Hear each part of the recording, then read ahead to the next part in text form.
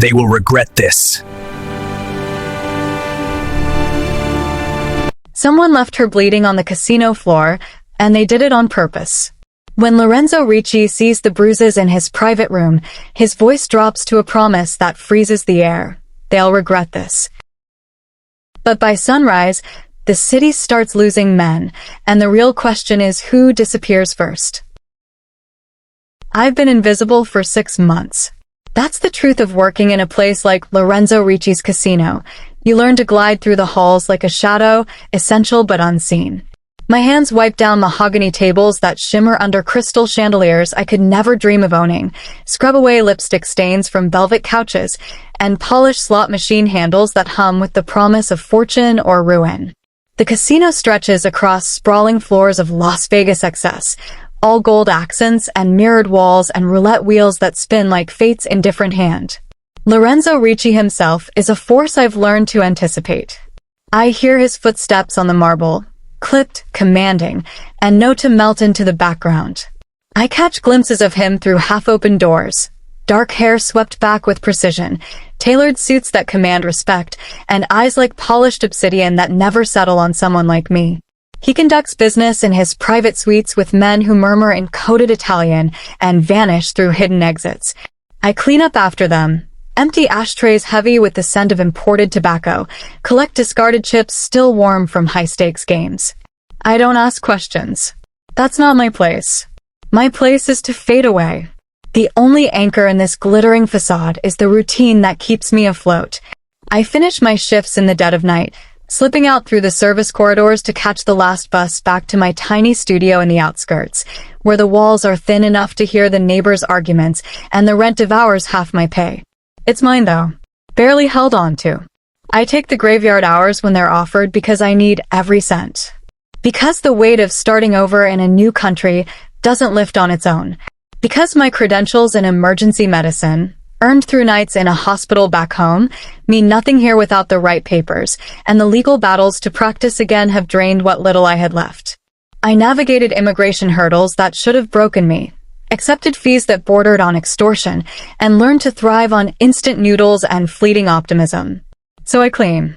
I scrub. I erase traces. I say yes to extra work without hesitation. Now let's pause for a moment. If you're enjoying this story, click the subscribe button, like this video, and comment where you're watching from. Your support helps us bring more wonderful stories, and trust me, you won't want to miss them. Now let's get back to the story.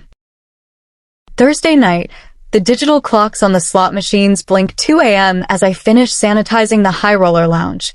My arms burn from buffing brass fixtures in the private bathrooms, and my knees throb from kneeling on the checkered floors.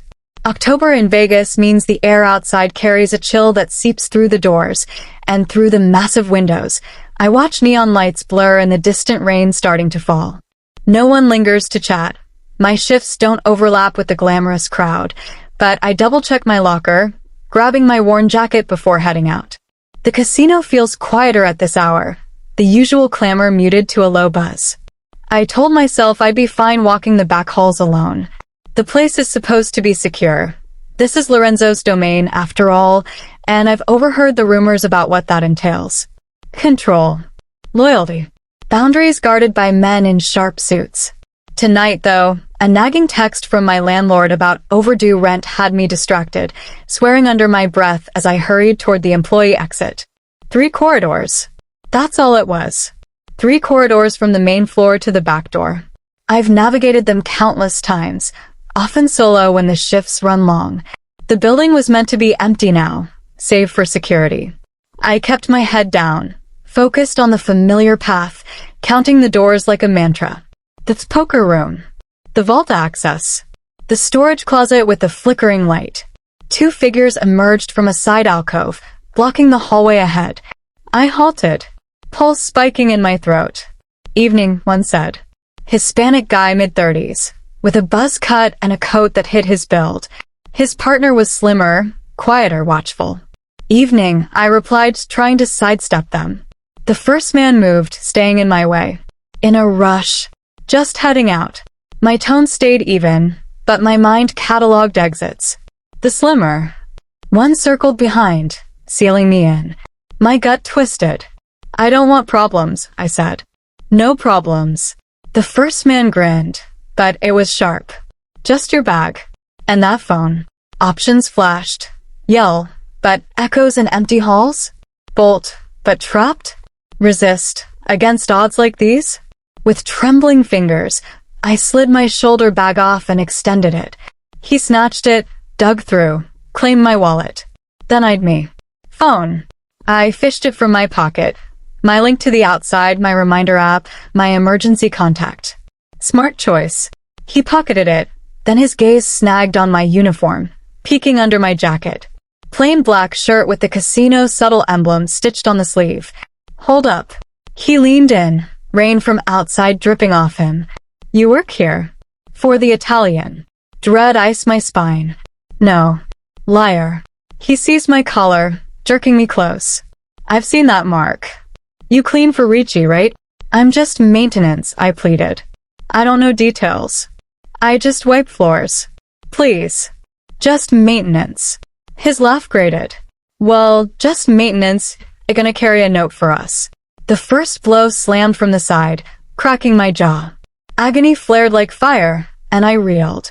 Before I could steady, arms pinned me, a hand muffling my cry. "This is what you get," he hissed near my ear, "when your boss thinks he rules our turf. When he forgets we're watching." The next strike hit my side, then my face. More followed. I lost track after the third, curling in, willing it to stop. Someone wrenched my hair, forcing my head up, and I glimpsed the fist descending before darkness swallowed everything. I don't know how long I was out. Seconds, maybe minutes. When I came to, I was sprawled on the cold tile of one of the private gaming halls, rain pattering against the windows outside. Every inhale stabbed like shards in my ribs. My cheek pulsed, swollen and split, blood coppery on my tongue.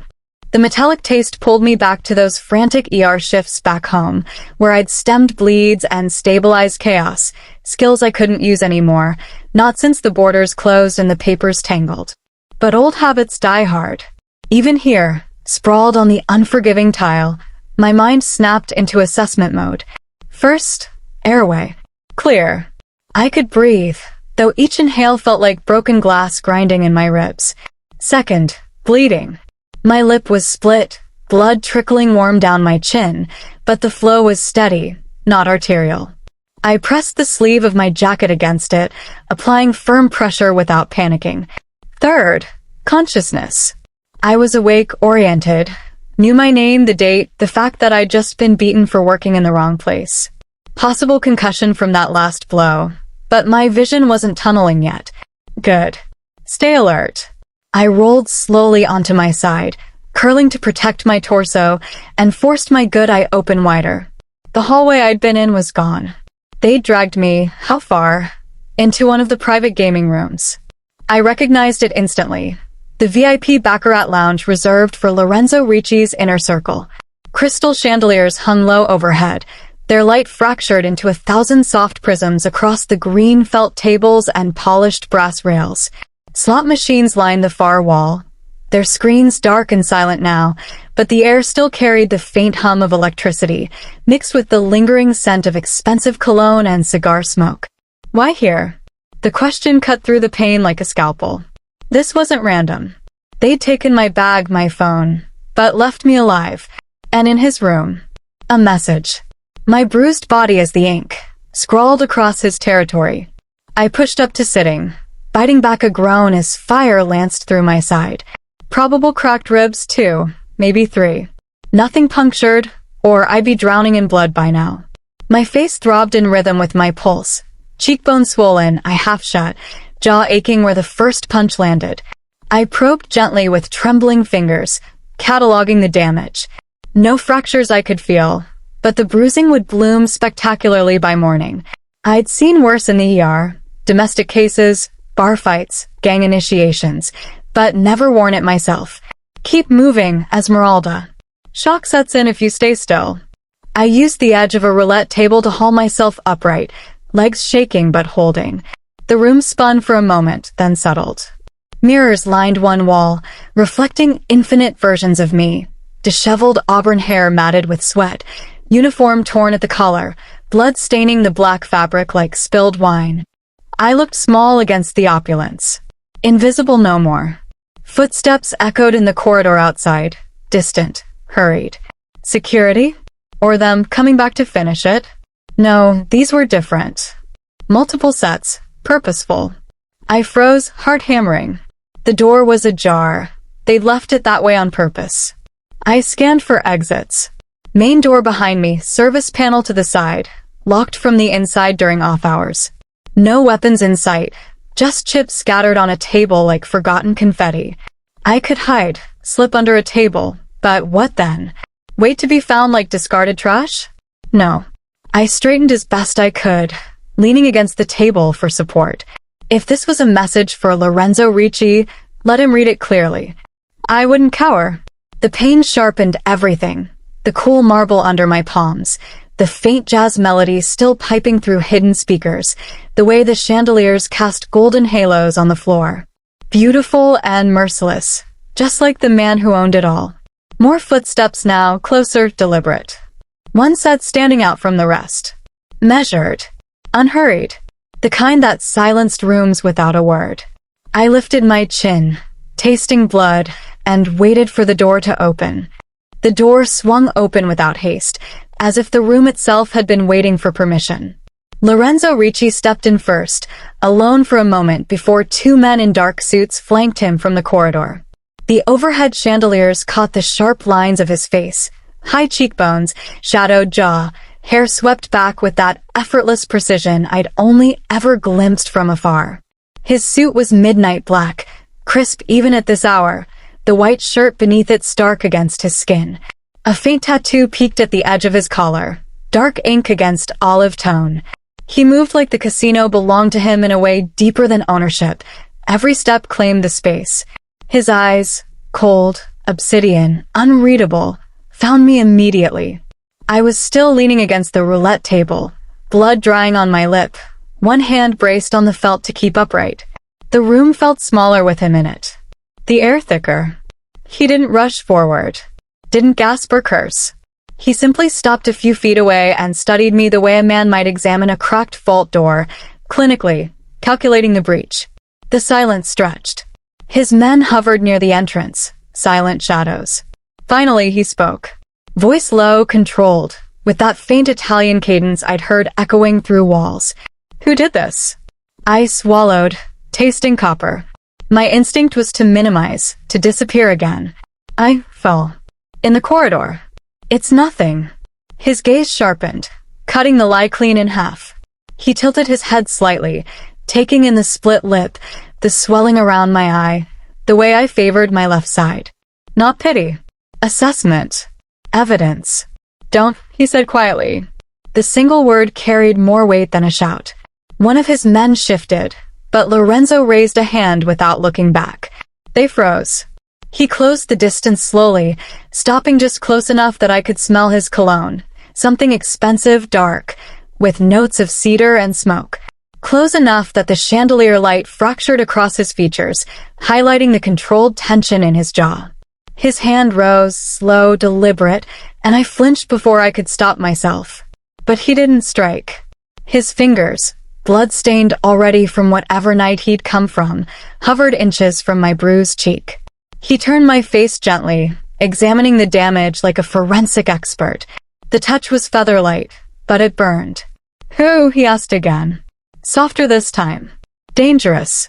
I tried to pull away, but there was nowhere to go. I didn't see their faces clearly. It happened fast. They took my things and they left you here. His thumb brushed the edge of the bruise, not quite touching the skin. In my room. On my floor. His eyes met mine then, and something fractured behind them. Brief, almost imperceptible.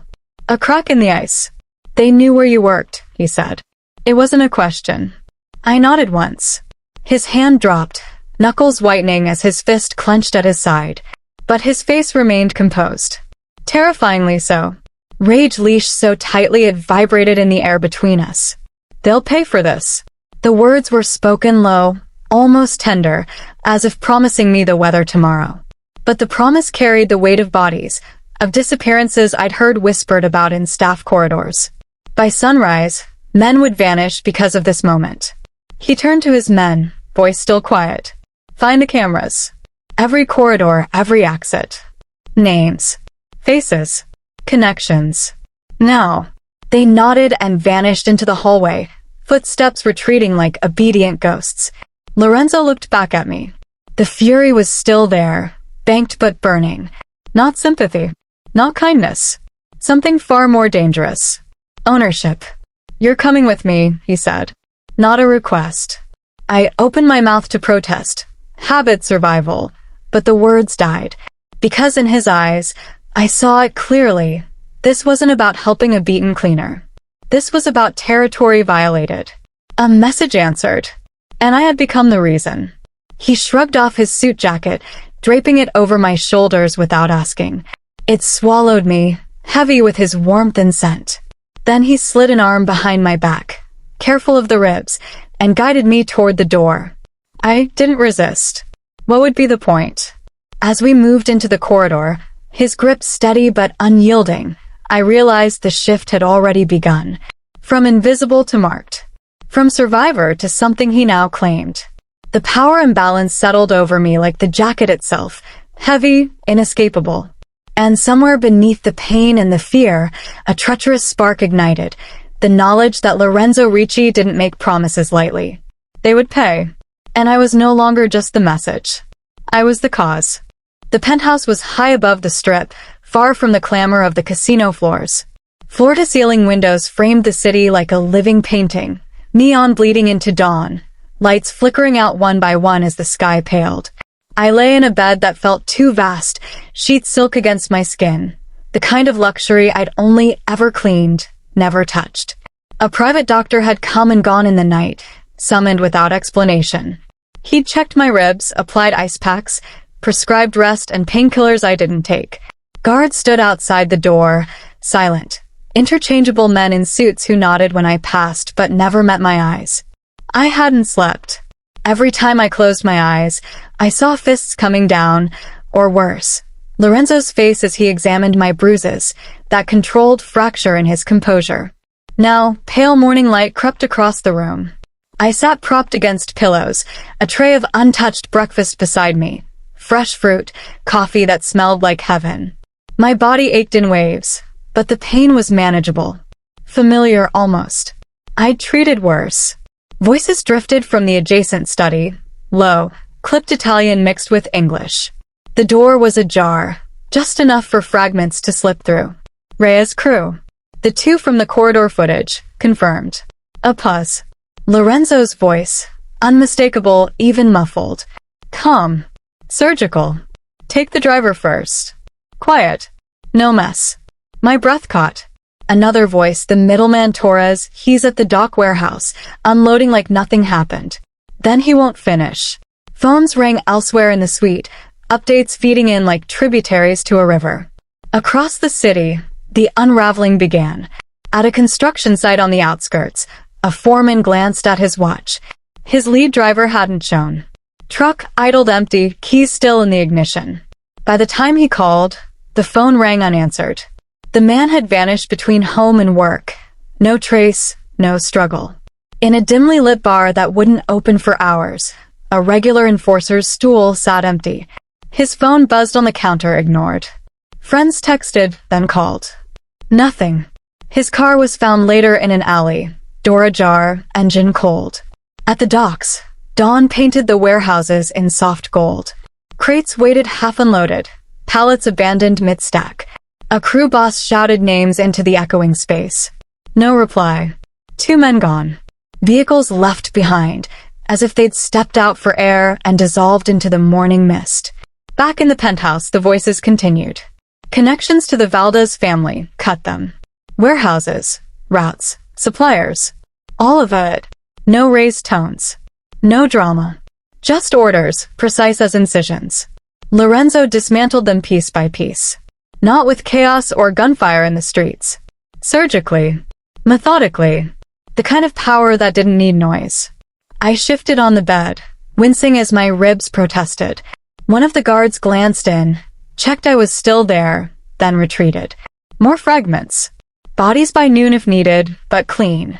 Message received loud enough. I pressed a hand to my mouth, realization settling cold in my stomach. This was because of me. My bruises. My body left in his room like a gauntlet thrown down. Men were disappearing, erased from jobs, from phones, from existence, because someone had touched what Lorenzo Ricci now considered his. The stakes had escalated far beyond my survival.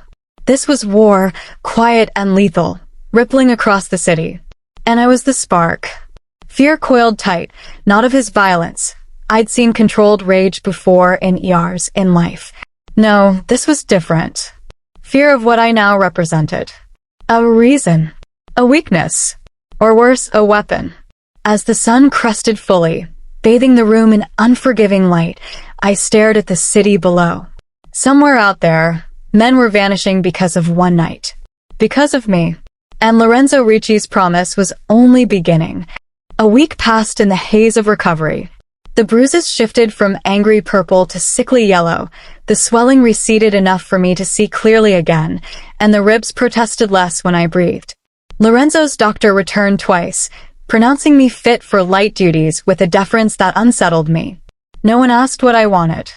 They moved me back to the casino, not to my old studio, but to a staff quarters on an upper floor closer to the private elevators.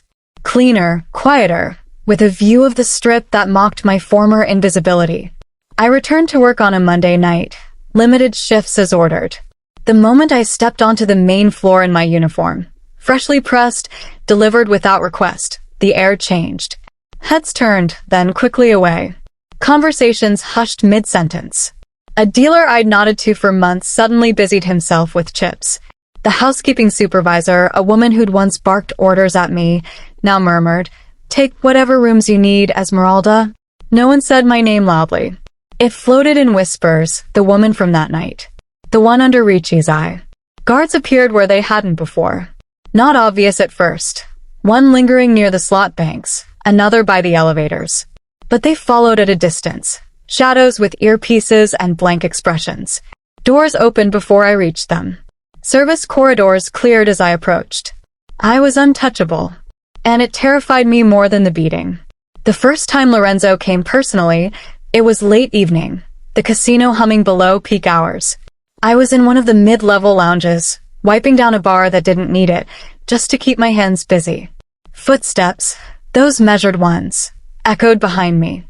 I didn't turn immediately. When I did, he stood in the doorway, jacket open, shirt sleeves rolled once to reveal strong forearms. No entourage this time. Just him.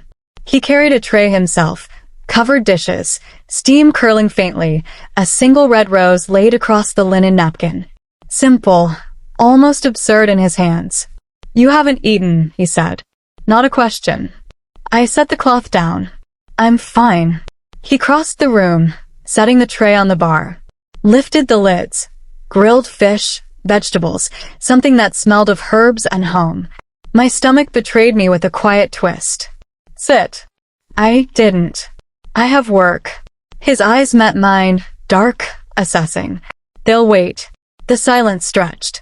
He didn't move closer, but the space between us charged anyway. I sat. He watched as I picked at the food, tasting more than I intended. "Good. Too good." "You heal fast," he observed quietly. "Medical training helps." That caught his attention. A flicker. "The doctor mentioned your notes." Questions about dosage, recovery time. I met his gaze steadily. Old habits. He leaned against the bar, close enough that I caught his scent again. Cedar, smoke, power. "You're not fragile." "No." The word came out sharper than intended. "I'm not." A hint of something, approval, crossed his features. "Good." We ate in silence for a moment. Or rather, I did. He simply watched. Prolonged eye contact that made my skin heat beneath the bruises. "Why?" I asked finally. "Why this?" I gestured to the tray, the guards I'd glimpsed outside the lounge door. His expression didn't change. "Because I decide." Not an answer. But the way he said it, low, possessive, sent a shiver through me. Not entirely fear. He reached out slowly, brushing a stray hair from my forehead. His fingers lingered near the fading bruise on my cheek. "You challenge me," he murmured. Quietly. I didn't pull away. Someone has to. The corner of his mouth lifted, almost a smile. Dangerous. He left the tray, left me sitting there with warmth in my stomach and something uncoiling in my chest. The visits became pattern. Not daily, but often enough. Food brought by his hand. Silent conversations in empty lounges. Him asking about my shifts, me answering with more than yes or no. Eye contact that lingered too long. Charged silences where words weren't needed. He noticed things. How I assessed rooms for exits. How I read people without seeming to. My intelligence. Restrained but sharp. And I noticed him. The control that never slipped. The way his gaze softened, fractionally, when it landed on me. Attraction simmered. Dark and undeniable. Beneath the fear. Beneath the knowledge that this shift, from invisible to untouchable, was irreversible. I was no longer just surviving his world. I was becoming part of it. And the tension between us promised it wouldn't stay silent forever. The care intensified, seamless and overwhelming, like a tide pulling me deeper without warning. Specialists appeared unannounced. A discreet orthopedic surgeon for my ribs, a dermatologist tracing the fading bruises with clinical detachment, prescribing creams that smelled of luxury and erased marks overnight. They came to the penthouse, never asking questions, always leaving with quiet nods to the guards. Then the clothes arrived. Boxes delivered by silent staff, laid out in a walk-in closet that had materialized adjacent to my room.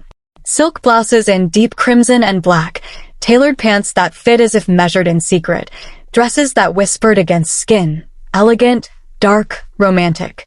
Nothing like my old uniforms. Everything chosen with precision. I found an envelope on the dresser one morning. Bank statements, old debts crossed out in red. Paid in full. Immigration fees, back rent, even the lingering costs from home. Erased. Gratitude bloomed first. Sharp, unwelcome relief. Then unease, coiling tight. He came that evening, as the city lights ignited below the windows. No tray this time. Just him, in the doorway of the lounge where I sat with a book I wasn't reading. "You look better," he said, voice low. I closed the book. "Thanks to your doctors."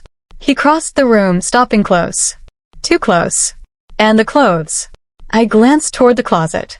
They're beautiful. But why? Because I can. Not enough. I stood, meeting his gaze. The air thickened, charged as always. "What happens," I asked quietly, "when you stop protecting me?" His expression didn't shift, but something darkened in his eyes. Desire, raw and unhidden. He stepped closer, hand rising to trace the line of my jaw, gentle, possessive. "Who says I will?" My breath caught. He leaned in, slow enough for denial, close enough that his warmth enveloped me. Lips inches apart, the almost kiss hanging like a promise, or a threat. His gaze dropped to my mouth. Mine to his. The world narrowed to this. Tension fracturing his control, my unease melting into something hotter, dangerous. A sharp knock shattered it. One of his men at the door, face grim. "Boss." Baldas hit one of our warehouses. 2 dead. Lorenzo stilled, the desire banking into cold fury. He didn't step back immediately, thumb brushing my lip once, deliberate, before releasing. The war wasn't over. It had only paused. And his care, this gilded cage, tightened further. I was grateful. I was trapped. And part of me didn't want the door to open. They brought me down through the private elevators just after midnight. No explanation, only a guard's firm hand on my elbow and the quiet instruction. "He wants you to see." We stopped at a concealed door behind the high-roller lounges, one I'd cleaned 100 times without knowing what lay beyond. The guard keyed in a code, and the panel slid open to reveal a narrow observation corridor. One-way glass ran its length, tinted mirrors from the other side. I knew the room it overlooked. The exclusive baccarat salon, reserved for stakes that could buy lives. Inside, under the low glow of crystal chandeliers, 5 men waited. 3 on their knees, bound, faces already swollen. 2 standing, Lorenzo's enforcers, silent and impassive. And at the center, Lorenzo himself. He looked immaculate. Black suit, white shirt open at the collar, the faint edge of his tattoo visible. Hands clasped behind his back, he circled the captive slowly, like a predator assessing wounds. I pressed closer to the glass, heart pounding. The room was soundproofed, but a small speaker had been activated. His voice came through clear, low, lethal. "You made a mistake," he began, stopping in front of the first man, the one with the buzz cut I'd glimpsed in Memory and Nightmare. "You thought a message sent through flesh would go unanswered." The man spat blood, defiant. "Valdez says." Lorenzo's hand moved faster than I could track. A backhand that snapped the man's head sideways. No shout. Just the crack of impact, echoing. "Valdez will learn soon enough." He resumed pacing, voice calm again. "Clinical. You put 3 cracked ribs on her. Split her lip. Swelled her eyes shut." He listed each injury like inventory, pausing to let the words settle. "You left bruises on skin that had never known violence before." One of the kneeling men whimpered. But that wasn't the worst of it. Lorenzo stopped, gaze sweeping over them. "You touched her intelligence. Thought her invisible. A cleaner. Disposable." He crouched, then eye level with the leader. "She's brilliant. Restrained. Sees everything you miss. Survives what would break others. And you dared lay hands on her worth." The man tried to speak, but Lorenzo's fingers closed around his throat, not squeezing, just holding. "Owning." "Who," he asked softly, the question hanging like a blade, "gave you permission to touch what's mine?" The words reverberated through the speaker, through me. Possession wrapped in fury, in something deeper. No one answered. Lorenzo rose, nodded once to his men. "Take them out. Quietly. Permanently. No guns. No screams. Just efficient movement. Gags applied. Bodies lifted. Doors opening to corridors I didn't want to imagine." The room emptied in minutes, leaving only Lorenzo standing beneath the chandeliers, breathing steady. He turned then, as if sensing me, looked directly into the mirror. Into my eyes, though he couldn't see me. I stepped back, hand to my chest. Realization crashed over me like cold water. This was love in his language. Brutal, absolute. Lives erased not for territory alone, but for me, because someone had marked what he claimed. Romance and power and brutality, merged inseparable. It terrified me, because I felt it answer something inside me, dark awakening. And there was no going back. The city whispered about ghosts. In backrooms and bars, over coffee in precinct break rooms, through encrypted messages that never quite stayed hidden, men gone.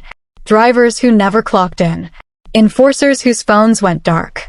Warehouses left half-loaded. Routes abandoned mid-run. No bodies. No arrests. Just absence, clean and chilling.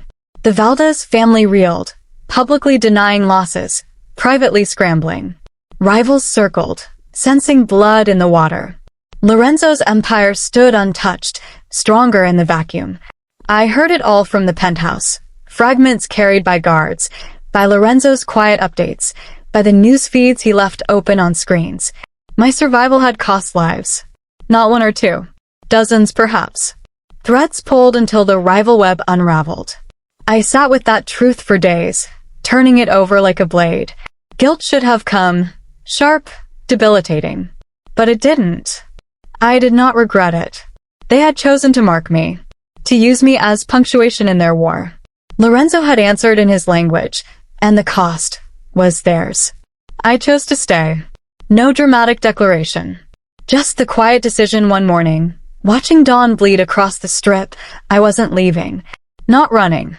This world had claimed me, and I was claiming it back. The shift began small. Lorenzo held meetings in the study now, door often ajar. I listened at first, then lingered. He noticed, of course he did, and one evening gestured me in. "Sit." I did. Maps spread across the desk. Territories, routes, weak points. "Valdez is desperate," he said. "They'll hit soft targets." Predicted. I studied the layout, medical mind mapping patterns like symptoms. Here, I pointed to a cluster of clubs on the edge. Isolated, high traffic turnover, easy to infiltrate staff. Or here, supply chain bottleneck. Disrupt it, and your operations stall without a shot fired. He leaned back, eyes narrowing. Approval. Why there? Psychology. Desperate men choose spectacle or sabotage. Spectacle draws attention they can't afford now. He nodded once. Orders followed my logic that night. Then came the life saved. A raid went sideways. Retaliation, sloppy but vicious. One of his men took a bullet in the thigh, femoral artery nicked. They brought him to the penthouse instead of a hospital. No records. He lay on the dining table, blood pooling, pressure fading. The doctor was delayed. Traffic, irony thick. I didn't hesitate. Pressure here. I directed a guard, elevating the leg. Tourniquet from a belt, tight but timed. Probed the wound, entry clean, no exit. Clamped what I could with tools scavenged from the doctor's bag. Keep him talking. Shocks coming. Minutes stretched. Pulse thready, skin clammy. I stabilized as best I could without a full kit. Pressure, elevation, fluids improvised. The doctor arrived to find him alive. Breathing. Later the man, young, tough, eyes wide, whispered thanks before they moved him. Lorenzo watched from the doorway, silent. After he approached, hand cupping my face, thumb tracing my jaw. You saved him. I did what I could. You're essential. Not protected. Essential. The transformation settled then, internal and absolute. I was inside the war now. Not a bystander. Not a prize. A force. And in his eyes, I saw the reflection. The woman who no longer cleaned the edges. The one who shaped them. The casino never truly slept, but in the hush before dawn, it breathed slower. I slipped down from the penthouse alone, past guards who nodded without question now. The private gaming hall, the same one where they'd left me broken, was empty, chandeliers dimmed to a soft amber glow. I sat at the baccarat table in the center. The green felt cool under my palms. Sunrise crept through the massive windows, painting the room in gradients of rose and gold. The city below stirred, lights fading as the desert sky awakened. Bruises had faded to shadows. I was whole again. More than whole. Footsteps approached. Measured. Familiar. Lorenzo entered without announcement. Suit jacket open. Shirt unbuttoned at the throat. He looked as if he'd been up all night, yet flawless. Tired edges only sharpened his intensity. He stopped across the table, eyes tracing me in the morning light. You're here, he said quietly. I needed to see it. Where it began. He rounded the table slowly, stopping beside me. The air shifted, charged as always, but softer now. His hand rose, cupping my face with infinite gentleness, thumb brushing the place where the worst bruise had bloomed. His touch lingered, warm, reverent. I'm sorry, he murmured, voice rough at the edges, for failing to protect you, for letting them touch you at all. The apology hung between us, rare, raw, from a man who apologized to no one. I turned into his palm, eyes meeting his. You didn't fail. You answered. Something fractured in his gaze. Relief. Need. You don't clean my world, he said quietly, the words deliberate, weighted. You changed it. The truth of it settled deep. From invisible cleaner to the woman who bent his empire. Who advised, saved. Stood inside the war. I rose, closing the distance. My hand covered his on my cheek. I choose this, I whispered. I choose you. Freely. His other arm slid around my waist, pulling me close, not possessive now, but equal. Partnership. We stood there as sunrise spilled fully across the table, gilding the cards, the chips, the chandeliers. Two people no longer divided by power. Allies. Lovers. The world below awakened, but in this moment, we commanded it together. Love not as rescue, but as alliance. Unbreakable. If you enjoyed this story, don't forget to subscribe, like, and leave a comment below for more stories from the Diaries of Love.